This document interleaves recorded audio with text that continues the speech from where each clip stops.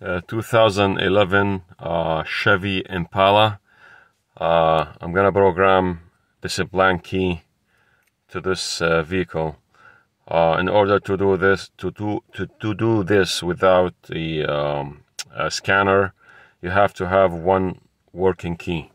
So as you can see, the security stays on right there, and the car does not start. As you can see, doesn't start. So the way you do this, here is the blank key right now. The chips need to be programmed, and this is the working key. You have to put this on the ignition, and as you can see, once you turn it on, and you see the security, it's gone, and the car will start. It's on again. You wait until it goes away. So what you do, you turn this off like this, take the key out, put this one in quickly, and start the car.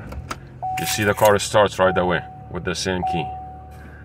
And wait until this goes away. You see it? Now this is programmed. That's how we program this key. So this works for Chevy Malibu and similar Chevys. I think 2008 to 2011 or 12, I'm not sure exactly, but this very much, you try this method. If it worked, it worked. If it didn't. So this is very much, it did work for me on this car. This is the original key. This is the key I cut, and it was a blank, and I showed you before it did not work when I started trying to stop it. Now this is a program. So that's the new key. Try it again. When you turn it on, you see this security trying to see if the key, now it's gone. Now it's working. Okay? So here it is. This key is a program. As simple as that. I wish for all cars like this to make everybody's life easy. I do have a scanner, but I don't need it for this car. So this is very much how we do it. Okay, GM key. I already cut it for to match this car. I hope this video was helpful.